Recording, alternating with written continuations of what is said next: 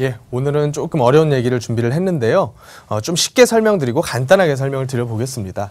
어제 많이 이슈가 됐던 내용이고요. 이 글로벌 시장에서 아주 큰 충격이 오고 있다라는 그런 형태의 기사가 많이 나왔었어요. 그 이유는 미국 내부적으로 금리라는 것에 대해서 채권금리입니다. 단기가 있고요. 장기가 있어요. 단기 같은 경우는 짧은 시간 내에만 돈을 빌려주고 상환받는 거기 때문에 리스크가 낮죠. 리스크가 낮으면 당연히 금리가 낮겠죠. 그리고 장기는 이와 반대로 상당히 긴 기간 동안의 채권 투자를 필요로 하기 때문에 금리 자체가 단기보다는 높은 게 정상입니다. 근데 이 두 가지의 금리가 역전이 돼버렸습니다. 역전이 돼버렸다라고 하는 것은 단기간에 무슨 글로벌적인 리스크가 터질 만한 상황에 놓여져 있다라고 판단을 하시는 분들이 많아요. 경제적으로도 여태까지 역사를 살펴봤을 때 이와 같은 형태로 진행이 됐습니다.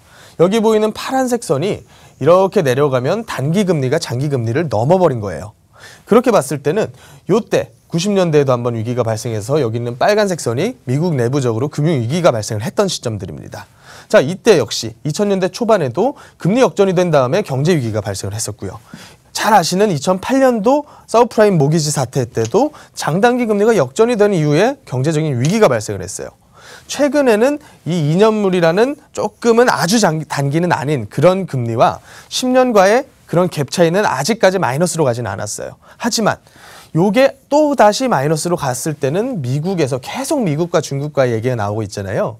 이 미국에서 아주 큰 경제적인 리스크가 나타날 가능성이 크다라고 경제 전문가와 여러 가지 시장 전문가들이 말을 하고 있는 상황입니다. 그렇다면 부동산은 어떨까? 이런 부분들이 즉각적으로 우리나라 부동산을 폭락시키는 요인으로 작용하지는 않습니다.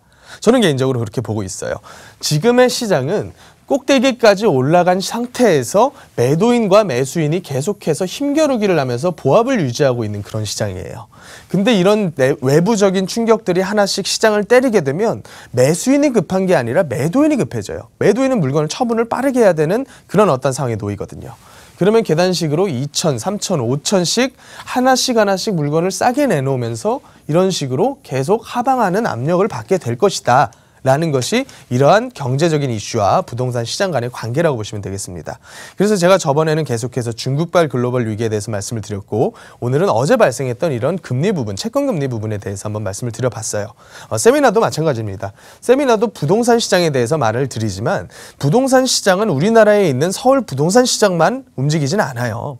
어떻게 되었던지 간에 글로벌 경기 그리고 우리나라 자산 시장을 구성하고 있는 한 요인으로서 어떤 외부적인 충격과 내부적인 충격에 영향을 받아서 가격이 움직이는 거거든요.